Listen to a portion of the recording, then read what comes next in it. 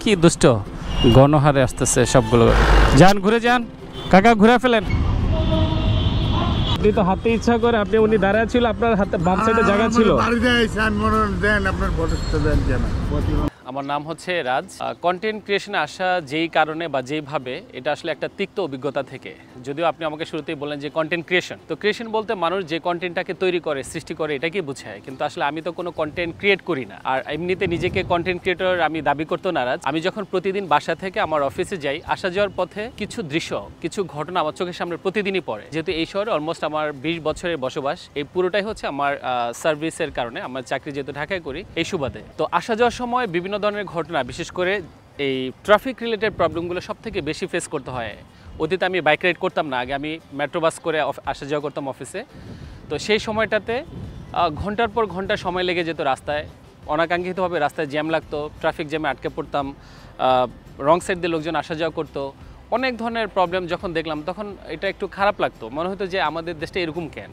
ফুটপাত দখল করে রাখছে হকাররা, ইভেন একটা অবৈধ স্থাপনা, অবৈধ দখলদারিত্বের রাজত্ব কিন্তু এই ঢাকা শহর, এটা আমরা মোটামুটি সবাই জানি।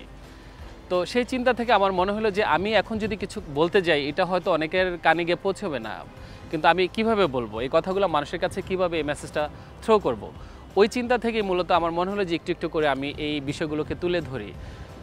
এরপর ঢাকায় আপনারা জানেন এই অটোরিকশা নিয়ে এখন একটা ঝামেলা চলতেছে। তো খুব স্বাভাবিকভাবে একটা অটোরিকশা কিন্তু বিভিন্ন ধরনের যেই সার্টিফিকেশন থাকে, বিল্ডিংয়ের যেই অনুমোদন থাকে, বা আমাদের বিআরটিএর যে সমস্ত পারমিশন থাকে, এগুলো ছাড়াই কিন্তু রাস্তায় চলাচল করতেছে, এবং প্রতিদিন অসংখ্য মানুষ রাস্তায় দুর্ঘটনার শিকার হচ্ছে।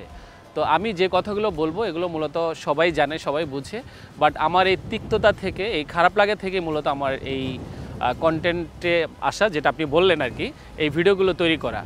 এরপর আস্তে আস্তে দেখি যে মানুষজন আমার কাজগুলোকে অ্যাপ্রিসিয়েট করতেছে। আমার কাছে তখন মনে হয় যে কিছু মানুষ তো আছে যারা আমাকে সাপোর্ট দিচ্ছে। আমার তখন একটু সাহস বলেন বা ভরসার জায়গা বলেন, যেহেতু সাধারণ মানুষ বা যারা ভিউয়ার্স, সাপোর্টার যারা আছেন, তারাই মূলত সবথেকে বড় পাওয়ার, সবথেকে বড় শক্তি। তো তাদের সমর্থনে আমার কাছে পরে মনে হলো যে ওকে ফাইন, আমার মনে হয় আমি এগোতে পারি বা আমি এটা নিয়ে কিছু করতে পারি। তো এই তিক্ততা থেকেই মূলত আমার এই ভিডিওতে বা এই কন্টেন্টে আসা বা এই বিষয়গুলো নিয়ে আমার কথা বলা। মোটরকপ এখানে দুইটা শব্দ। প্রথমত হচ্ছে মোটর মিন্স মোটর রিলেটেড যে কোনো কিছু, like motor car, motor bike, এই শব্দটা থেকেই মোটর শব্দটা আসছে।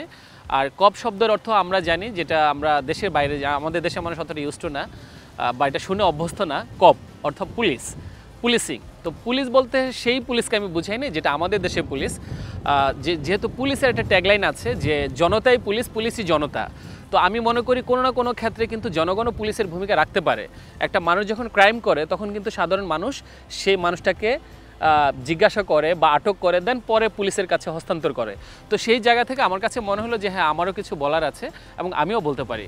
দ্যাটস আমি এই মোটর শব্দটার সাথে কপ, দেন পরে আমার পেজ বা ইউটিউব চ্যানেলের নাম আমি মোটরকপ শব্দ রাখি আর কি, মোটরকপ রাখি। আচ্ছা, আপনার প্রথম প্রশ্ন ছিল যে জাপানি নাগরিকের সাথে আমার প্রথম যে ভিডিওটা, যেটা আমার সবথেকে একটা ভাইরাল ভিডিও বলবো, যেটা মানুষ সর্বোচ্চবার এখন পর্যন্ত দেখছে, ওইখানে আমি দাঁড়াইছিলাম বেসিক্যালি অন্য একটা ইস্যুতে। সেটা হচ্ছে কমলাপুর রেল স্টেশনে ঢোকার সময় কিছু অটো আনসার সদস্যরা ঢুকতে দেন এবং কিছু অটো দেন না। কেন দেন না এবং কেন দেন, এই বিষয়টার জন্য আমি ওখানে দাঁড়াইছিলাম। ঠিক তখনই একটা অপ্রত্যাশিতভাবে এই ঘটনাটা ঘটে। অটোওয়ালা তার লেফট সাইডে জায়গা ছিল, বাট ইন্টেনশনালি সে রাইট সাইডে এসে ওই মহিলাকে ধাক্কা দেয়, মহিলা বা মেয়ে যাই বলি। তো তখন আমার মনে হলো যে উনি একজন বিদেশি নাগরিক, আমাদের দেশে এসে উনি এরকম একটা হ্যাসেল শিকার হইলো, হেনস্থার শিকার হইলো, এটা নিয়ে আমার কথা বলা একদমই ম্যান্ডেটরি হয়ে গেছে। আমার মনে হলো যে আমাকে বলতে হবে কিছু। তখনই আমি ওনাকে কথা বললাম, এবং আপনারা যারা সেই ভিডিও দেখছেন, উনি কিছুটা মনে হলো যে একটু ড্রাঙ্ক বা অ্যাডিক্টেড টাইপের একটা পার্সন, এবং উনি কিন্তু এই ঘটনার মনে হয় 2 থেকে 3 বছর পরে আরও একটা কাজ করছে, একজন মহিলার সাথে একটা অশালীন আচরণ করে, এবং এটা নিয়েও কিন্তু সোশ্যাল মিডিয়াতে আরও অনেক কথা হয়েছে। তো এরপরে ওই যে জাপানি নাগরিক যিনি, উনি কিন্তু বাংলাদেশের পরে আরও 2 থেকে 3 বার আসছেন, এবং এসে কিন্তু উনি আমাকে প্রত্যেকবারই নক করছেন, এবং উনি আমাকে মনে রাখছেন। ইভেন জাপানে যাওয়ার জন্য উনি আমাকে ইনভাইট করছিলেন যে আপনি আসেন, জাপানে ঘুরে যান।